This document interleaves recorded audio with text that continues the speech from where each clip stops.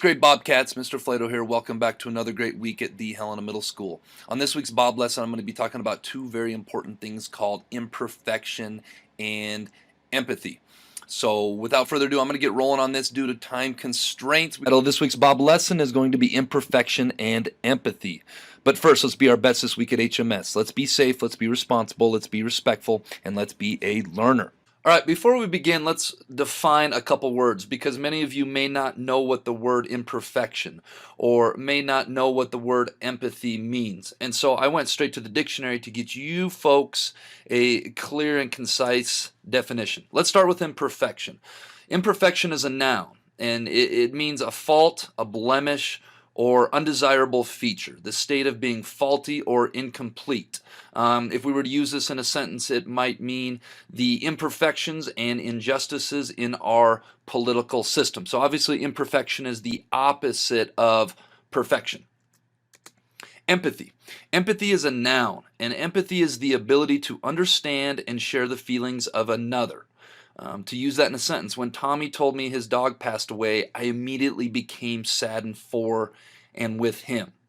Empathy is when you can really put yourself in somebody else's shoes and you can feel and understand what they're going through, either because you've been there before and you have felt those feelings and emotions before, or maybe because you just have high levels of empathy and you can understand and you attempt to understand what they are feeling. All right, let's do a little activity now, and I really wish I was in person in your classrooms right now so I could do this in person, but unfortunately I can't be everywhere at once. So we're going to have to do this through the computer screen, and I hope you guys buy into this. We're going to do a little activity really quick that's called How Would You Feel If? And I'm going to talk about some things here. I'm going to talk about common imperfections that maybe middle school students have. And I want you to just quietly in your own mind, I want you to kind of keep a tally or a count and think about, do these apply to me? So let's start with the first one. How would you feel if you were the new kid in school? I think Mr. Boyle shared a statistic with me. 20% of our population at one point last year was transient, meaning they either came or left at one point. That's about 1 out of every 5. How would you feel if you were perceived as being one of the more popular students in school? How would you feel if you were perceived as being one of the least popular students in school? How would you feel if you came to school not always having enough food in your stomach? And that's not because you chose not to eat, but maybe because there just wasn't any food in your house or apartment or trailer or whatever it is that you live and you just had to go without. How would you feel if someone made fun of you or called you names or you felt like you were targeted? Somebody was always trying to ruin your day. How would you feel if your ethnicity puts you as a minority in this school?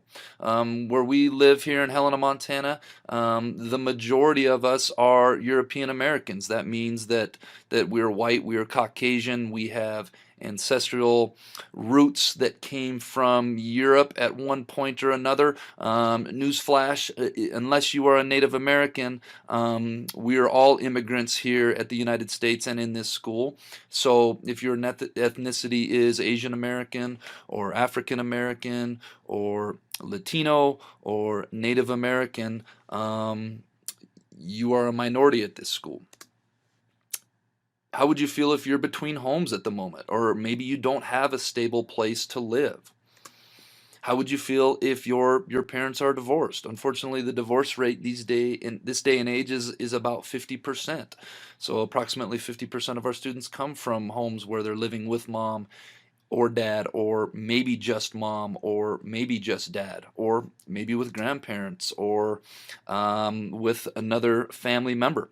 How would you feel if you lived in a blended family? And by a blended family, I mean you live in a family where you have other brothers and sisters through marriage. Maybe mom and dad got remarried, or you have siblings in the house that you don't share the same biological parents with. Maybe you live with cousins. Maybe you live with your aunt or your uncle or your grandparents, and you have other people living in your home that aren't your biological blood brothers and sisters. Many of us come from blended families. How would you feel if one of your parents was incarcerated? Maybe they are in jail or prison and they are not here to be a mother or father in person day in, day out. How would you feel if one of your parents is no longer here and has passed away prematurely? How would you feel if you're considered underweight? I grew up underweight. I probably still am. I grew up skinny, and I remember getting down in the fitness center. I remember we were doing wrestling things, and I still remember one of my peers giving me a hard time because um, my backbone, when I did a somersault roll, I think we were doing wrestling or something, it made an indent on the wrestling mats. And I still remember that downstairs in the fitness center to this day. I remember how that makes me feel. How would you feel if you were overweight and you struggle staying in shape? How would you feel if you were noticeably tall for your age? Again, I was noticeably tall for my age, and we live in a society where taller and bigger is perceived as being better. But for those of us that are noticeably taller than other people, sometimes it can make us feel like we don't fit in or we stand out. I know, especially when I get in an elevator and I'm really close to people, it makes me feel uncomfortable. Conversely, how would you feel if you were noticeably short for your age and you weren't as tall as some of your other peers? Or how would you feel if you weren't as athletic as the rest of your peers and you loved sports and you loved activities, but you didn't quite have the athleticism or the skill set as some of your peers? How would you feel if you were required to wear glasses every day to be able to see your best? How would you feel if your parents can't afford to buy you new clothes or buy you new shoes that you really like? Let's take a moment and talk about this. Is it your choice to have parents that maybe can't afford to buy you the things that you want? Absolutely not. It's not your job to run the family finances or to go get a job. We are 100% dependent on our parents. Many of you aren't old enough to work yet, and so we're kind of at the discretion of our parents. So I want us to think for a minute: why do we judge one another based on the shoes that we're wearing, or the clothes that we're wearing, or how new our clothes are, or name brand or not, or how stylish they are? Folks, it's really materialistic and it's really shallow when we judge one another based on that, especially when we have little to zero control over that. How would you feel if you have a sickness or a disability that puts you at a disadvantage here at school or on the sports or playing field? Or how about in the classroom? If you have a sickness or a disability that you have to continually work to overcome all the time? How would you feel if you have a really hard time reading as well as some of your peers? How would you feel if you just really struggle with your self-confidence? And I know that at your guys' age, 11 to 14 years old, all of us, a lot of us struggle with our self-confidence. Some of us may not show it, but the fact of the matter is we all struggle with our self-confidence. So let's do this really quick. I want to go back and I want to go over these one more time, and I just want you to kind of take a tally mark and look at some of these, and I just came up with 20 imperfections or family imperfections or living imperfections. And what I would normally do right now is, if I was in your classroom, I would ask everybody to put their head down and no peeking allowed. And then I would say, how many of you had at least one imperfection on this list?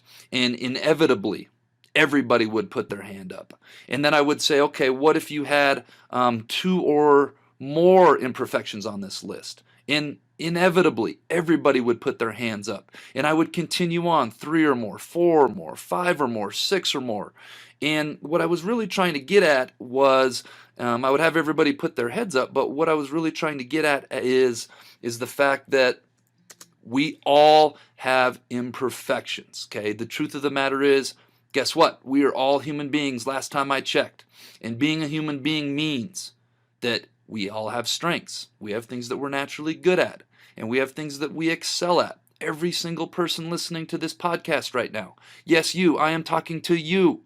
You have strengths. And I'm also talking to you when I say we all have imperfections. Every single student in this school has imperfections. Every single staff member in this school has imperfections. Why? Because we are human beings. We all have imperfections or things about us or our situations in life that are far from perfect. Okay. And I just went through 20 common ones, and there's probably another 20, 40, 60, 80, 100 that we could really break down if we wanted to. So I'm asking you guys this. Before you disrespect someone else about their imperfections, think about how it would feel if someone was disrespecting you about yours. Because the moment we open our mouths and we disrespect somebody else, we are opening up the floodgates to be disrespected back. Okay? Because we all have imperfections. And I want you guys to think about this real quick.